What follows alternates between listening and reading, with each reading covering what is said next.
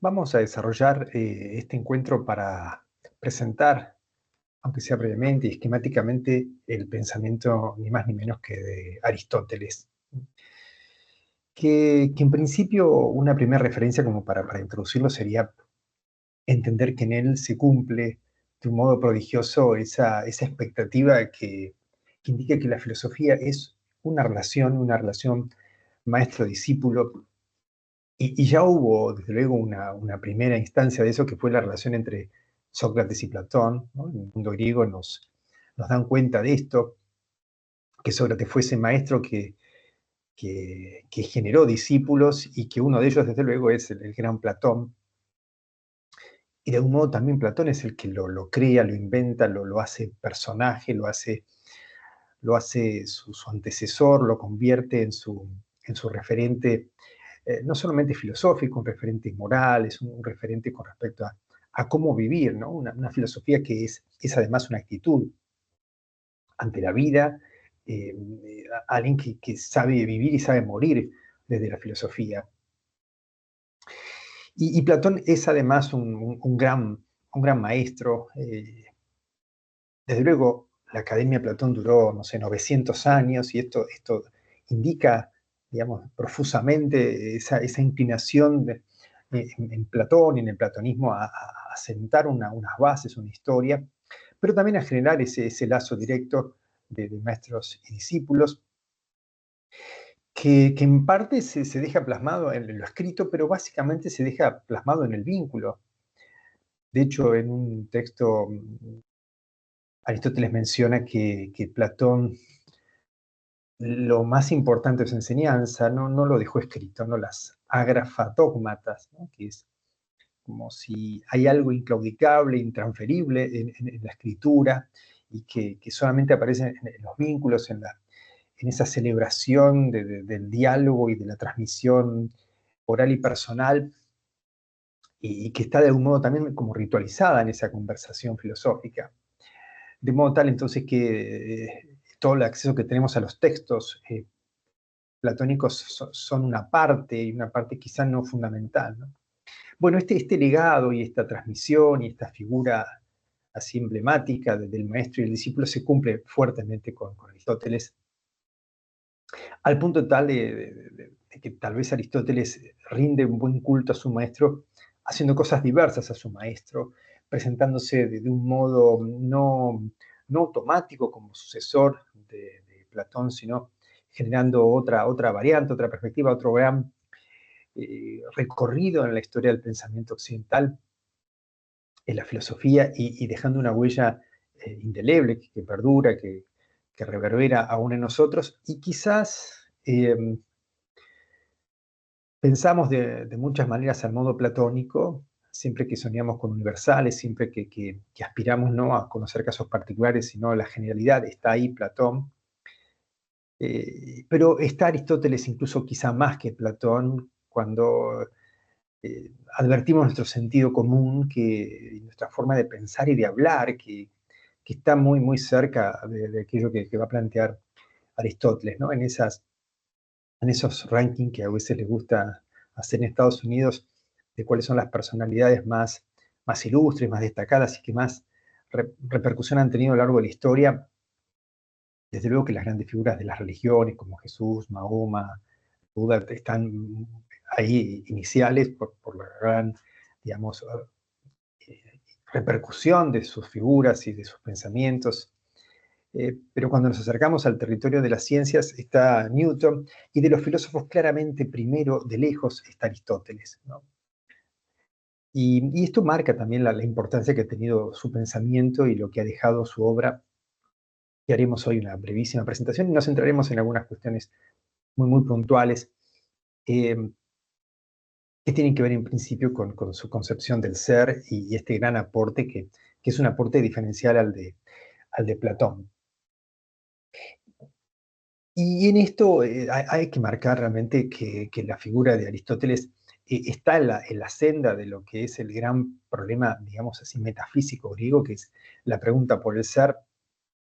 Pregunta que, si nos la retrotraemos, la encontramos desde luego casi en primer lugar en Heráclito y las problemáticas del ser, si el ser es uno, si el ser está en contradicción, en antagonismo, en dualidad, o el ser es la multiplicidad del devenir. Teníamos esta perspectiva.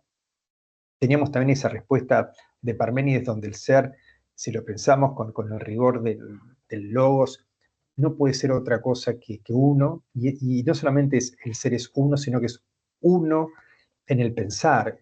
El ser y el pensar son una y la misma cosa. Esta frase que seguramente por esa frase Platón dice que Parménides es venerado y temido Parménides, que arrolla con todo lo que es el mundo de la percepción, el mundo sensible, convertido en apariencia e ilusión. Y ese ser que en Platón está duplicado, el ser de las ideas, el ser de los eidos eternos inmutables, y después este mundo sensible, el mundo captable por la doxa, donde hay objetos e imágenes, hay un grado del ser con volumen, con tridimensionalidad, pero hay un nivel incluso más tenue, más abreviado, imitante con el no ser, que es el mundo de las imágenes, ¿no? Desde luego que si hoy extrapolamos y volvemos un poco contemporáneas estas reflexiones, se acerca mucho al mundo de nuestros dispositivos, nuestras pantallas, nuestra realidad virtual, estaría, digámoslo así, ontológicamente en ese plano inferior, ¿no? Bueno, la figura de Aristóteles emerge en este mundo de problemáticas y, bueno, dejando de lado un poquito algunos aspectos biográficos que no dejan de ser de interés, no solamente para conocer un poco a las personas, sino también porque en cierta medida entraman lo que van a pensar. Aristóteles no es griego, no es de las polis poderosas de ese entonces, no es ateniense básicamente, ¿no? Es de Macedonia, de esta gira. Si bien culturalmente está ahí, está enarbolado en esa época, pero políticamente no es griego, es extranjero, y esto siempre lo va a ser. Eh, Participará después de la corte de Filipo II para ser instructor del hijo de él, ya Macedonia siendo una potencia en ese momento, y con su hijo Alejandro Magno, desde luego una conquista, el gran conquistador de la antigüedad, y además de conquistador en el sentido de las campañas, alguien que propicia de algún modo llevar adelante esta visión también cosmopolita de Aristóteles. No es la polis, es una cosmopolis que abra un mundo donde las particularidades, los regionalismos, por así decirlo, puedan convivir en un horizonte mayor, donde ese logos sea el telón de fondo y el armado de una arquitectura política y cultural nueva. Este joven Aristóteles que se va a vivir a Atenas a participar de la academia, y durante varios años, hasta la muerte de Platón, se llevarían unos 45 años, es su discípulo, quizá el discípulo más encumbrado, pero no ateniense, y finalmente a la muerte de Platón se va. Después va a volver a los años a alquilar unas tierras donde unos jardines muy, muy bonitos que tenían un templo Apolo Liceo, y ahí crea el liceo, famoso liceo, donde caminando eh, instruía a sus alumnos, el peripatos, ¿no? Caminar y dar esas vueltas y, bueno, y compartir en ese diálogo la enseñanza, y bueno, marcan entonces esa corriente, ¿no? Los peripatéticos que recibían, digamos, estos escritos de Aristóteles, que son los únicos que nos han quedado, los escritos que daba como a leer a sus discípulos, pero no eran obra pública, no eran los llamados escritos exotéricos, ¿no? Sino que quedan son los escritos exotéricos, es decir, quedan los exotéricos, no quedan los esotéricos, que son los que estarían ahí para el público, para ser leídos por su grupo de gente, ¿no? No conocemos la obra pública a nuestros días, ¿no? Algunos que han leído dicen que la escritura de Aristóteles era un río de oro, ¿no?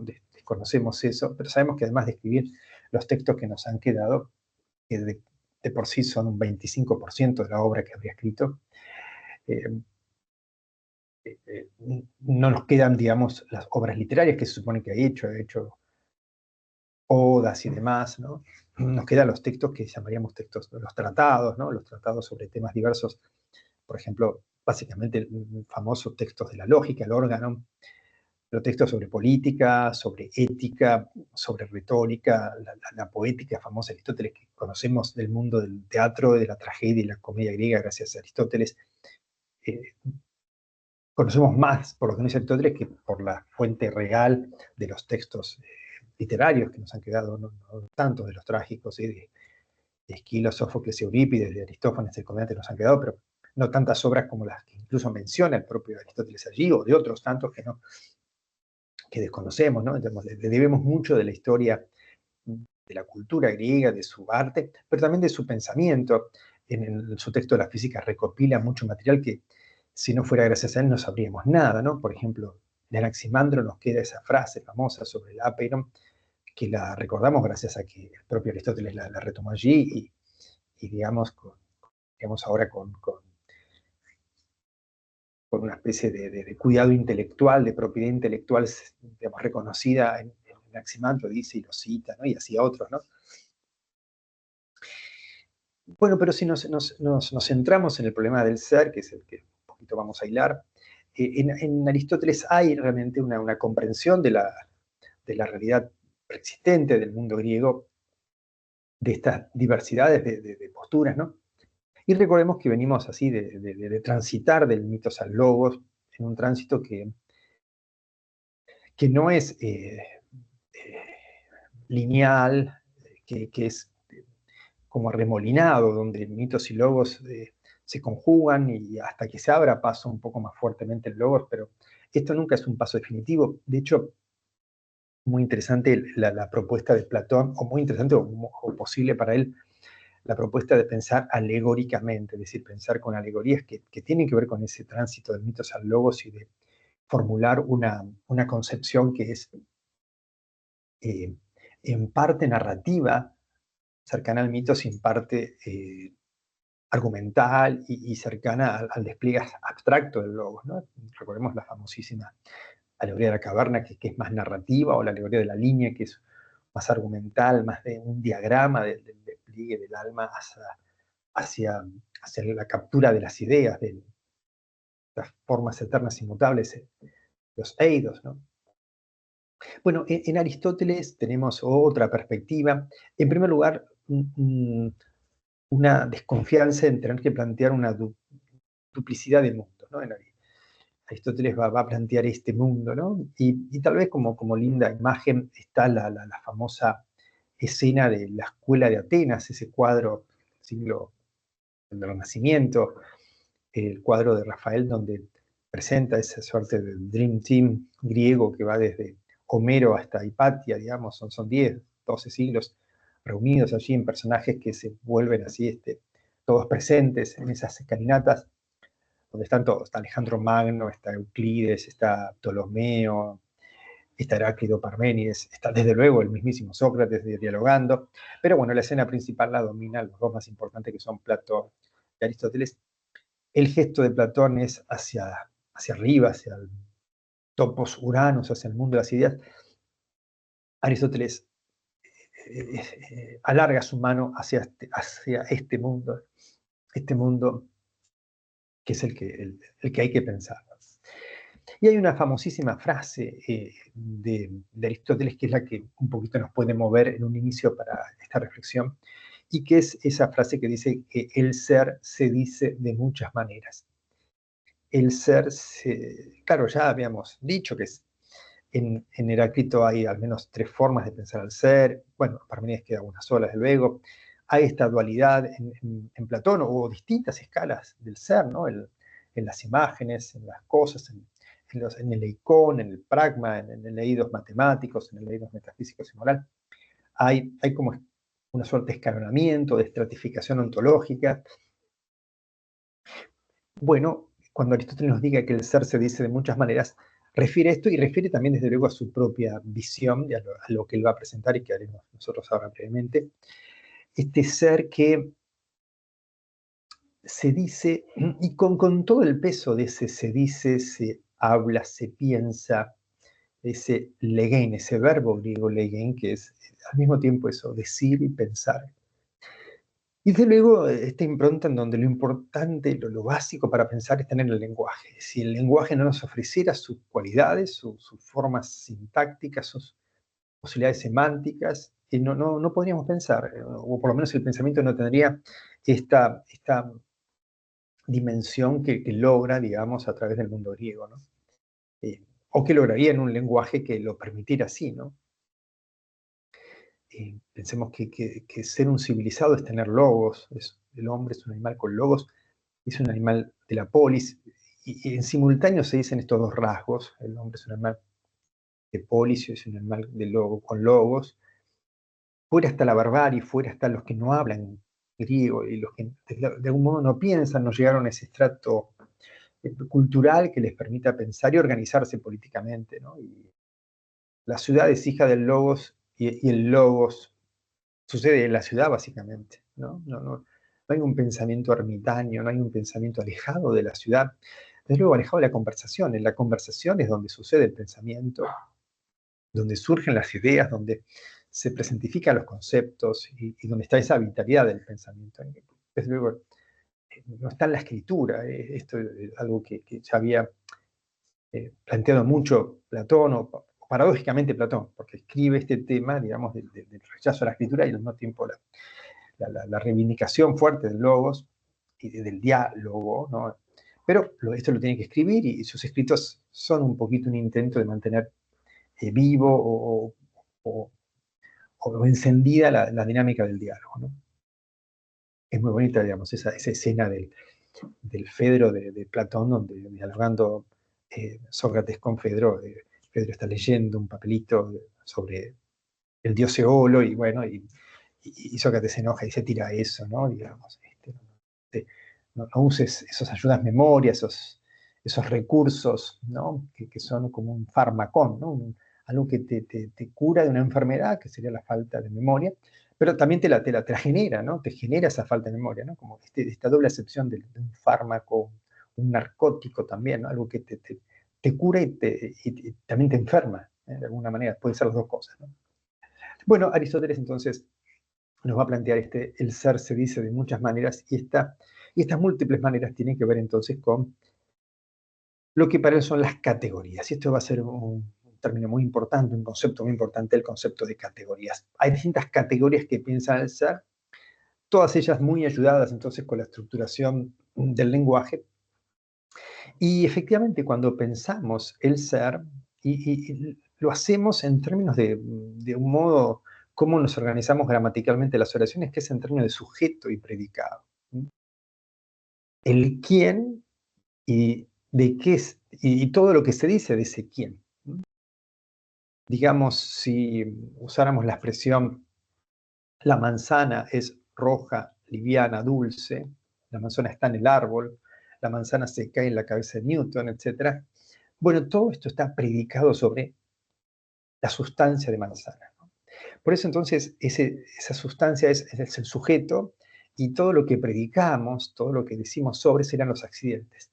Por eso las primeras categorías que presenta Aristóteles, y diríamos que cuando él señala, digamos, en la imagen de la escuela de Atenas eh, de Rafael de Sancio, señala este mundo de las ideas, perdón, este mundo de la sustancia, ¿no? El mundo de las ideas la señala Platón, el mundo de las sustancias, ¿no? Y desde luego entonces decíamos, tenemos la formulación gramatical, ¿no? El sujeto, el quién y el predicado, todo lo que se dice sobre. Todo lo que se dice sobre, básicamente son predicativos, todo lo que se predica sobre eso, o son circunstanciales. Algo que no es sustancial, sino circunstancial, ¿no? Tal vez nos vienen bien estos términos así como para pensarlo, ¿no? La sustancia, que sería soporte de accidentes, y los accidentes, todo aquello que está alrededor de, circunscribe, ¿no? Eh, y nos permite entonces pensar en estas primeras categorías, las dos categorías de sustancia accidente, el primer ser, desde luego con una digamos, no equilibrio, ¿no? Es más importante la sustancia que los accidentes, ¿no? Es más, los accidentes no son en sí mismos, sino que tienen su ser en relación a, y ese que tiene su ser en sí mismo es la sustancia, ¿no? Entonces, tendríamos esta primera consideración, que sustancia es aquello que existe en sí mismo, que existe como soporte de accidentes. Los accidentes son en relación a, y son siempre predicados, atributos, cualidades. Aristóteles no nos propone pensar a la sustancia y a 9 accidentes. El accidente de la cantidad es aquello que se puede eh, conseguir matemáticamente, ¿no? Supongamos que uno ponga por sustancia, ¿no? Al sustantivo, al Sócrates, podría ser Platón, podría ser cualquier sustancia, un marcador, una manzana, una sustancia, eso puede estar por debajo, sustrato, ¿no? Substare, ¿no? Sería en latín, ¿no? Lo que está por debajo, ¿no? Cantidad sería todo aquello que de esa sustancia está indicado desde aspectos que se pueden matematizar. Por ejemplo, que pesa 80 kilos, o que mide 1,75 m. Todo aquello que refiere a cantidad serían atributos accidentales, porque puede ser que este atributo accidental cambie, ¿no? Puede ser que la esposa de Sócrates, Antipa, deje de cocinarle y Sócrates adelgace 5 kilos, seguiría siendo Sócrates aunque pierda cantidad, ¿no? Calidad es una cualidad que se expresa en términos no cuantitativos, ¿no? Por ejemplo, que es filósofo, que es un poco descuidado en su vestimenta, etcétera, ¿no? Descuidado, supongamos, ¿no? Son calidades, ¿no? Con respecto a él, ¿no? Eh, otra forma, otra categoría accidental sería la relación, por ejemplo, que es maestro de Platón, que es hijo de una partera, etcétera, ¿no? Otra forma accidental tiene que ver, por ejemplo, con lo que llamaríamos en términos hoy gramaticales los circunstanciales de lugar y de tiempo. Por ejemplo, en la casa de Glauco o en la casa de Aristófanes, por decir algo, ¿no? O en el Ágora. El tiempo puede ser la mañana en que se reúne por última vez con sus discípulos, por ejemplo, cuando está en la cárcel y hace ese diálogo llamado, que Platón lo escribe en un texto llamado el Fedón, ¿no? Por ejemplo, ¿no? O el día que lo condenan, o el día que va a pelear una batalla, lo que sea, ¿no? Digo, todos estos ejemplos que los podemos extender a cualquier otra sustancia, acá la referimos a Sócrates para continuar el ejemplo, ¿no? Posición, ¿no? Esa sustancia está en alguna posición, por ejemplo, está sentado, parado, acostado, ¿no? La posesión, es decir, la cualidad que puede indicar que posee algo, ¿no? Por ejemplo, que tiene un calzado, tiene un vestido, ¿no? Una acción, otro de los atributos accidentales es la acción que pueda estar realizando, ¿no? Por ejemplo, él dice, soy un tábano de Atenas, ¿no? Soy alguien que aguijonea, ¿no? Por ejemplo, acción, aguijonear, hablar, cuestionar, refutar. Y una pasión, ¿eh? La última categoría que nos invita a pensar Aristóteles para los atributos accidentales es eh, la pasión, ¿no? Por ejemplo, que es admirado por Platón, por Dion, por sus discípulos, y es juzgado por la asamblea, es rechazado por los sofistas, supongamos. Entonces tenemos esta dimensión de la sustancia y los accidentes, ambebekos, creo que se dice así, accidente en griego, que es esta cualidad del accidente en el sentido que aquello que no puede existir en sí mismo, eh, y que depende de otro para existir, tiene el ser en otro, ¿eh? Volviendo a nuestro ejemplo de eh, la manzana es roja, liviana, dulce. La manzana existe, pero lo rojo no existe flotando en el aire como si fuera una especie de ser en sí mismo. Solo existe algo rojo, una remera roja, un pétalo rojo, la sangre roja, pero no existe la rojez. por decirlo así, como si fuera una especie de ensimismo, ¿no? Lo mismo diríamos algo liviano. Algo es liviano, no existe la liviandad. Existe un caramelo dulce, una fruta dulce, pero no existe la dulzura como tal, ¿no? Desde luego nosotros hacemos el sustantivo, la dulzura, etcétera, pero sin duda que sería una abstracción, ¿no? O sea, como tal, digamos. Después lo importante es que suceda como propiedad de una como cualidad accidental, ¿no? De una sustancia.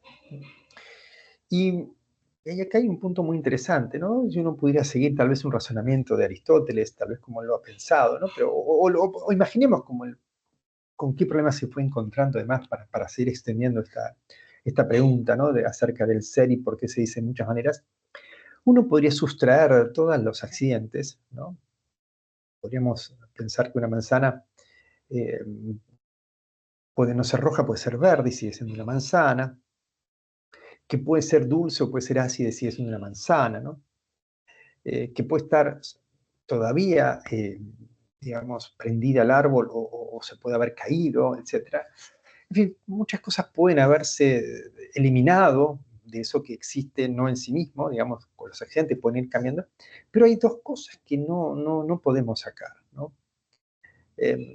Pongamos un ejemplo cualquiera, ¿no? Supongamos que tenemos un familiar que nos dice si por favor lo ayudamos a hacer una mudanza, ¿no? Supongamos que tenemos una prima que se muda de la casa de su mamá, de la tía, digamos, y la acompañamos en una pequeña mudanza y llevamos, supongamos, una mesa,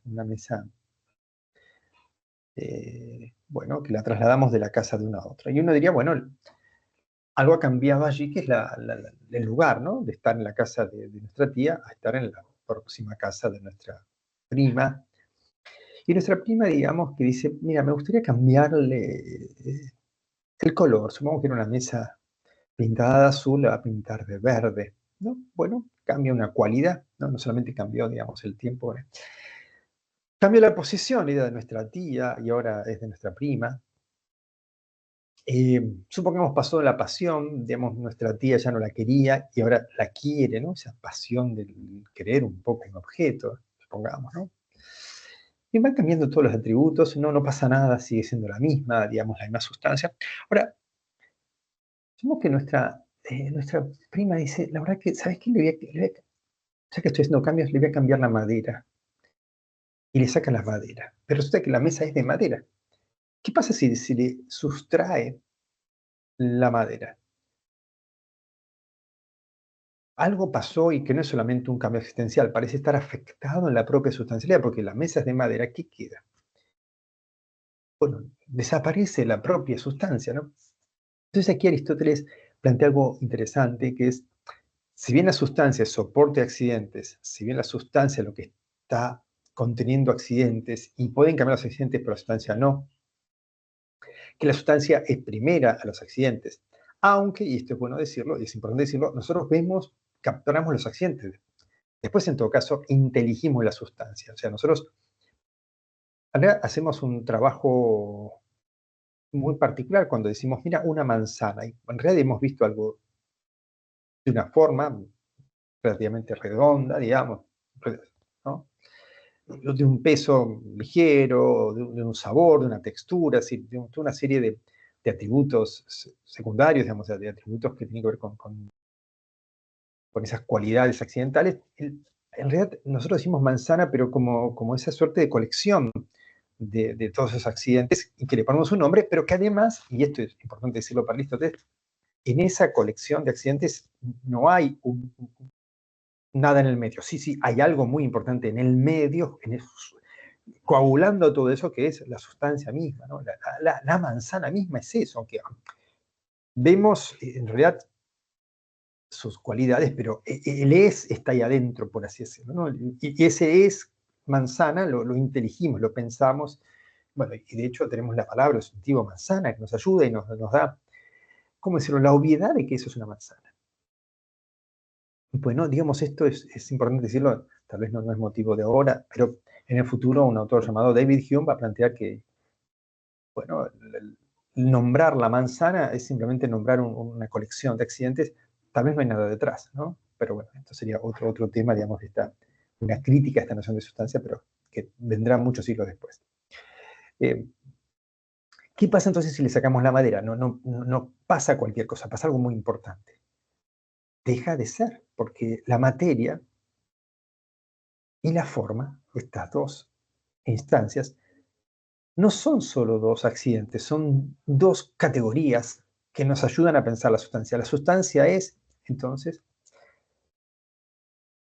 la configuración simultánea de materia y forma. O sea, tiene forma de mesa y tiene, digamos, materia, de madera en este caso. El soporte que hace que eso sea lo que es. O sea, la materia, en griego se dice gilé, es de qué está hecho el soporte material, y la forma, en griego morfe, es aquello que identifica su silueta y de algún modo da su nombre, ¿no? Entonces esto es muy importante porque para Aristóteles la materia y forma van a ser no solo accidentes, van a ser cosustanciales, por así decirlo, ¿no? Desde luego que venimos de un mundo griego en donde hay en la estructura misma de la física 4 elementos, la tierra, el agua y el fuego, pero son elementos, no son sustancias, porque estos 4 elementos no tienen forma, no hay forma del aire, no hay forma del agua, no hay forma del fuego, de la tierra, ¿no?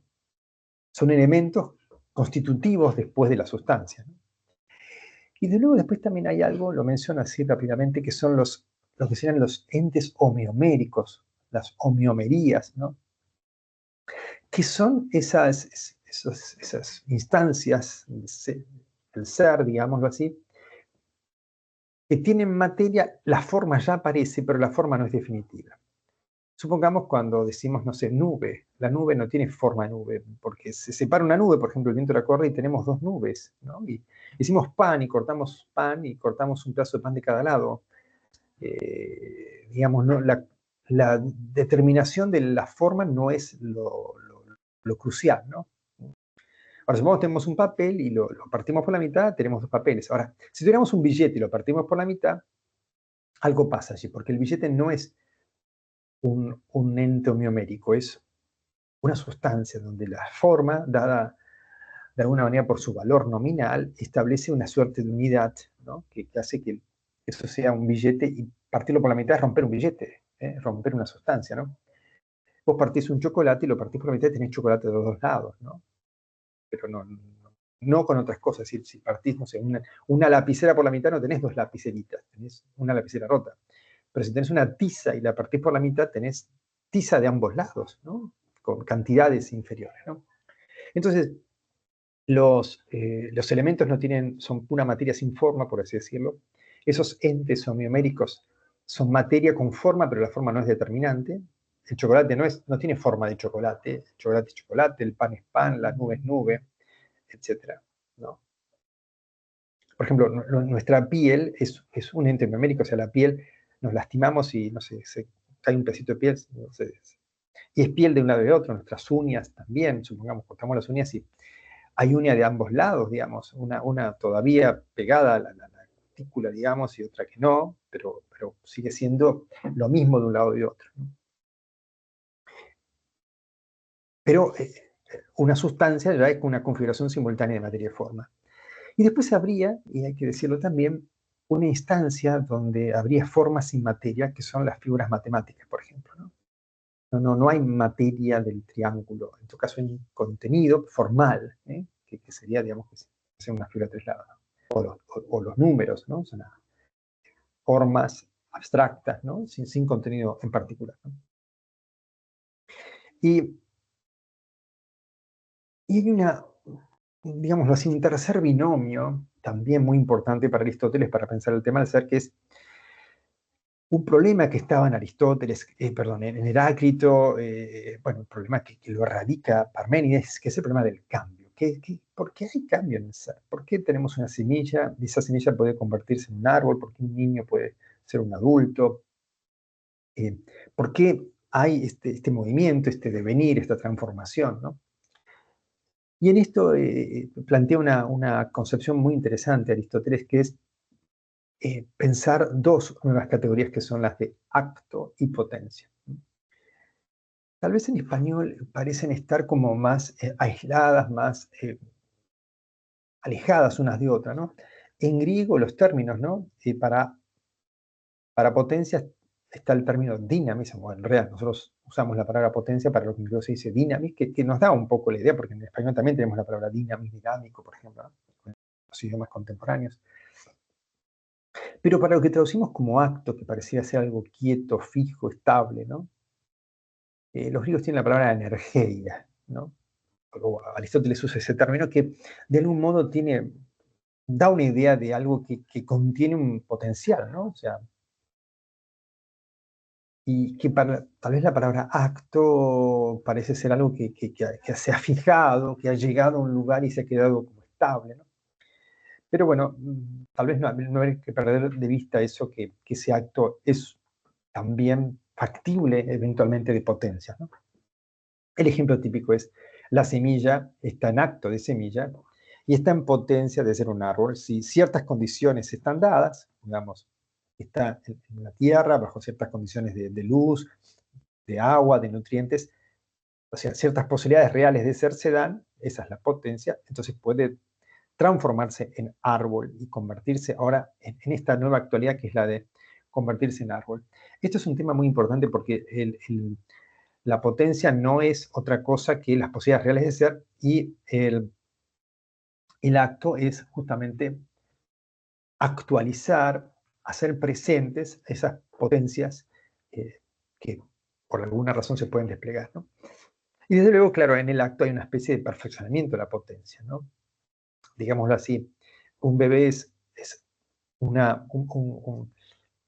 un poco despliegue de actos, o sea, se ha actualizado ese bebé que ha nacido, actualizado su nacimiento, por ejemplo, no está en el embarazo, en la gestión, ya sea en la gestación, digamos, ahora ha nacido, está en acto su nacimiento, pero está en potencia de qué va a ser en la vida, ¿no? A medida que crezca va como desplegando las actualidades y las potencias se van reduciendo, ¿no? Digamos así, llegará un momento donde elegirá una carrera a estudiar, ¿no? Supongamos si va a la vida universitaria, y hay una gran menú, digamos, de potencias posibles para estudiar, pero elige alguna, ¿no? Si elige contador, no elige ingeniero, etcétera. Bueno, y de alguna manera ahí está acotándose en ese acto las potencias que tiene, ¿no? Pero también para Aristóteles se estaría perfeccionando, ¿no? Porque está desplegando y haciendo que esas actualizaciones de su ser estén ahí. Y desde luego que en esto también se pueden concebir en estas configuraciones de llegar al acto, también el problema del cambio, no solamente el pasaje de la potencia al acto, siempre en cuanto entonces podría agradecer, como dice el dicho, no se le pueden pedir peras al olmo, es decir, no tiene la potencia, ¿no? de convertirse en otra cosa, ¿no? Que lo que está en su ser. Ahora, pero supongamos que un árbol, no sé, en el otoño es podado y pierde, digamos, de 10 ramas, 3, supongamos. El árbol sigue siendo el mismo, hubo un cambio accidental, por ejemplo, en la cantidad de ramas, sustancialmente sigue siendo árbol. Ese es un tipo de cambio accidental y no sustancial. Segundo tipo de cambio es, supongamos que una rama, ¿no? De esas 3 ramas, una rama se la llevó un escultor e hizo una cultura, ¿no? Supongamos de un dios griego, ¿no? De Poseidón, por decir cualquier cosa. Bueno, no dejó de ser una rama, se convirtió en una estatua de Poseidón, ¿no? Nadie diría, uy, mira qué madera, no, uno diría qué estatua, ¿no? Porque no nombra la materia, nombra la forma, y en esa forma que ha cambiado, ya no tiene forma, entre comillas, de rama, si es que habría. Eh, Ahora tiene la forma de Poseidón, por lo tanto es una estatua de Poseidón, y ahí hay un cambio sustancial. La materia es la misma, es decir, la materia es madera, por así decirlo, pero la sustancia cambia porque la forma le da entonces una nueva dimensión sustancial. Ya que estamos, la sustancia es lo que individualiza. La sustancia es esto, eso o aquello, diría Aristóteles. No, esta estatua ahora de Poseidón, por decir algo. Cambio de materia y de forma, un cambio de forma, no de materia, pero al cambiar la forma cambia la sustancia, ¿no? Recordemos cuando podábamos unas ramas al árbol, era un cambio accidental, no sustancial. Ahora hay un cambio sustancial, aun cuando siga la materia, porque cambió la forma.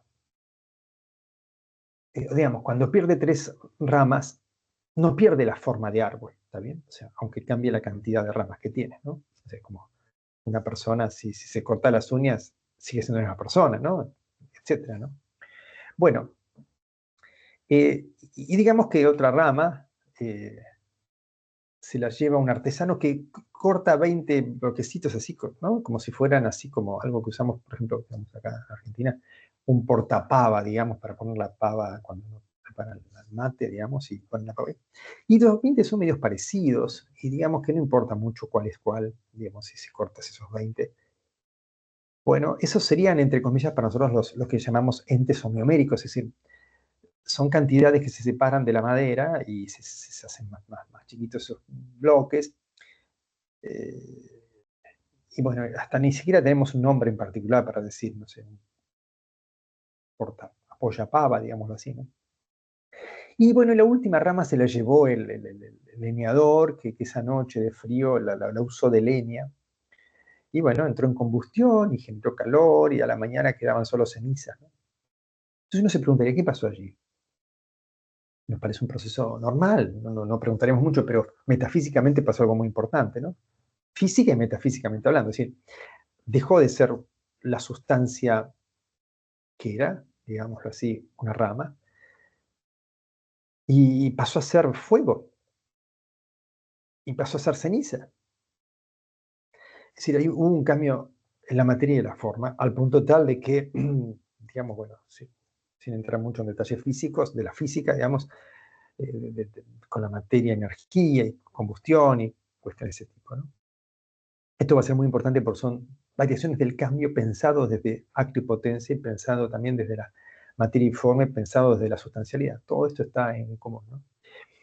Y por último, para completar un poquito esta pequeña reseña y enmarcar una cuarta instancia de las categorías aristotélicas que hacen a su metafísica, está la noción de causa. Una noción de causa que es un poco más complejo que hacer el binomio causa-efecto o causa-consecuencia. Para Aristóteles, causa tiene que ver con 4 factores concurrentes que hacen a que algo sea lo que es, 4 factores que se hacen responsables de que algo sea lo que sea, ¿no? Y pongamos un ejemplo típico que se suele usar en estos casos, que es pensar en la escultura en Moisés, hecha por Miguel Ángel. Moisés es la causa, Miguel Ángel es la causa de que exista esa obra, ¿no? Si no hubiera estado Miguel Ángel, esa causa agente, o sea, aquel que agencia, que tiene la técnica para realizar esta obra, no habría esa obra, ¿no? Pero tampoco habría esa obra si no hubiera un bloque de mármol que cincele y lo trabaje Miguel Ángel, ¿no? Si yo hubiera estado ahí, hubiera roto un pedazo de mármol, pero él no, él tiene una técnica prodigiosa, una condición artística, una cualidad suprema que hace que, bueno, que sea él un agente posible de hacer una obra ahí. ¿Y qué es lo que hace con su técnica este agente que es la causa agente de Miguel Ángel? A la materia, es decir, la causa material, sin esa materia, sin esa causa material no habría la obra, lo que hace es darle forma, o sea, liberar la forma, sacar aquello que no era necesario para que aparezca, para que amanezca allí, la forma del Moisés, ese Moisés tan particular, es un Moisés revisado ¿no? del Moisés bíblico, ¿no? Es un Moisés que en vez de tirar las tablas, las guarda, las protege. Es muy bonito, habría que ver esa hermosa escultura en donde ese Moisés guarda las tablas, ¿no? Causa formal, entonces causa agente, Miguel Ángel, causa material, el bloque de mármol, causa formal, la forma que tiene, digamos así, de Moisés. Desde luego, no es el Moisés bíblico, más bien parece Zeus, ¿no? O sea, esos episodios bíblicos hechos bajo las formas un poquito ¿no? Del imaginario más griego, ¿no? Esto es algo muy, muy típico en el Renacimiento, era estos recursos, ¿no? Y finalmente está justamente la causa final, el telos, el para qué, supongamos para ser exhibida, para funcionar pedagógicamente, para funcionar como una encarnación de la belleza, del calor griego, lo que sea. Siempre hay una causa, no solamente empujando desde el pasado, sino de algún modo tironeando desde el futuro, ¿no? La causa tiene que ver con esa puja del ser que hace que algo sea lo que es, no solamente por un pasado, sino también por un para qué, ¿no? Como si preguntáramos, ¿por qué estudias esta carrera? Y algunos preguntan para recibirme o para lograr éxitos, ¿no? Y a veces te preguntan, ¿para qué lo estudias? Y vos decís, porque me gusta, ¿no? No, uno está alternando entre el por qué y el para qué, entre una causa que tiene que ver con una especie de origen y de pasado, y una causa como motivación, ¿no? Nosotros en español diríamos por qué y para qué. Bueno, esta es una pequeña aproximación entonces a los problemas de Aristóteles y en particular de la metafísica, redondear este acercamiento y que, bueno, nos sirva de referencia para seguir pensando estos grandes temas de la metafísica y los problemas que la historia de la filosofía nos plantea y nos acerca y para que nos amiguemos en el diálogo con ellos.